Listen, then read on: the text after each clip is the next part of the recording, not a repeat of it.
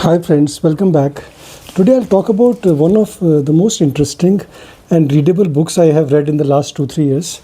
This is a book by an Indian writer, but this book has won international acclaim also. It's a work of non-fiction. So it's not a novel, it's a real story. So this book is called Better to Have Gone. Orwell, Love, Death and the Quest for Utopia. And it is written by Akash Kapur. I will not give any spoilers, so don't worry. I'll just talk about the book and the context. So this is a story of, this is a real story of two people who came to Pondicherry in the late 60s. They did not know each other. So there's John Walker, an American belonging to a very rich East Coast family who was searching for utopia, searching for the promised land, like a lot of Europeans and Americans who came to Asia, who came to India, Nepal, Thailand, searching for peace, utopia, very idealistic young people. So this is a story of John Walker and Diane. She was from Belgium and they did not know each other. They met much later after they were in Pondicherry, and they were involved separately in the construction or the building of Orwell. So I'll come to that. So Akash Kapur is a writer who actually was born sometime in 1972-73 in what is now called Orwell, but it was Pondicherry at that time, and Orwell was coming up. And he, much later in life, did research on his own story, and he met a woman who actually was the daughter of John Walker and Diane, and they fell in love and they got married. And then they discovered that they were both in Orwell when they were young, but they never met each other. They met in New York. So life can be stranger than fiction. When you think of a story or novel, you think, okay, this seems very incredible. ऐसा real life में नहीं होता है, but this actually is a story which reads like a gripping novel thriller, and it's a real story. So it's a love story, it's a thriller, it's also a cautionary tale. It tells you the dark truths of behind places which seemingly seem like Orwell is, a lot of people go there for seeking sukoon, seeking inner peace, but they do not know the backstory of Orwell, how it was built, and how there are a lot of dark truths buried there. So we tend to get guided by the perception of places that have got built over the years. So this actually gives you a complete story of how Orwell came about through the story of John and Diane. And like there's Matri Mandir there. Now there's an incident in this book which I will not reveal, which tells you the grim, dark reality behind the construction of Matri Mandir.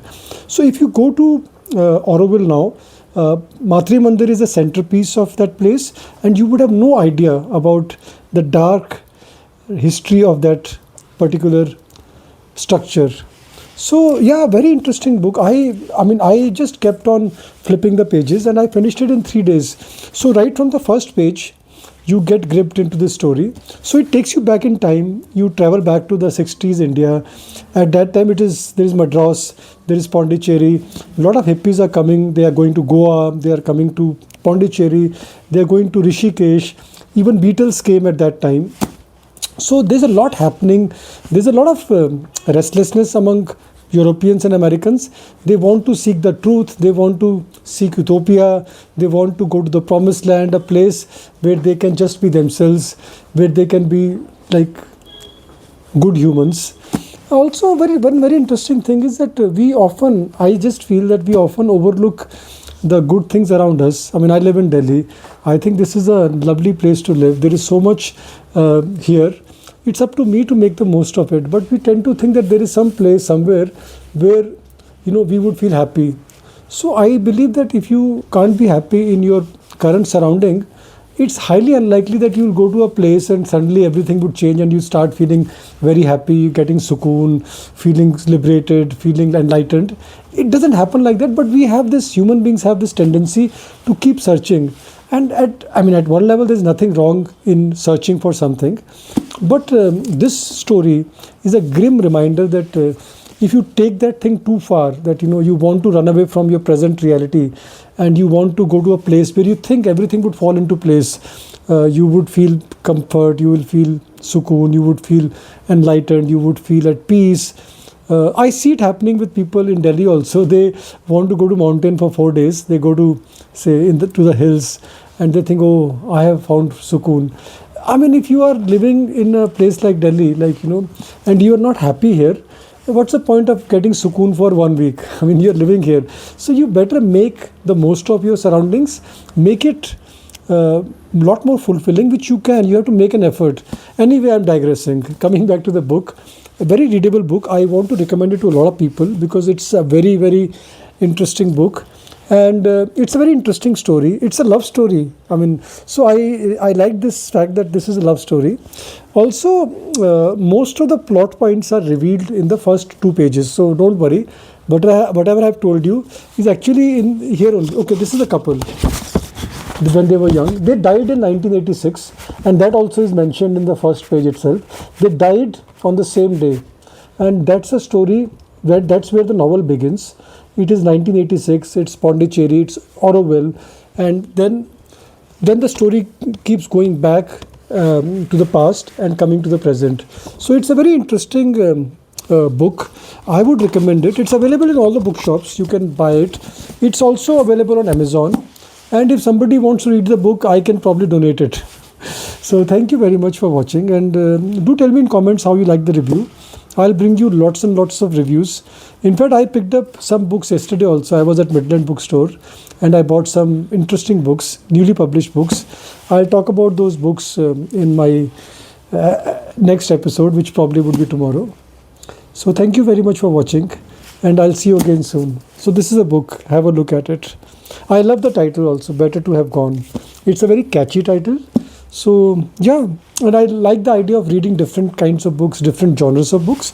So yes, if you are looking for a non-fiction book, very readable, very racy, like a page turner, also enlightens you about so many things, and also the inner workings of Auroville. I don't think anybody could have explained how Auroville was built in the late 60s onwards till 70s. Also, Mother, who is a legendary figure in Auroville even today, is featured prominently in this book. So if you want to know about Mother, you should read this book.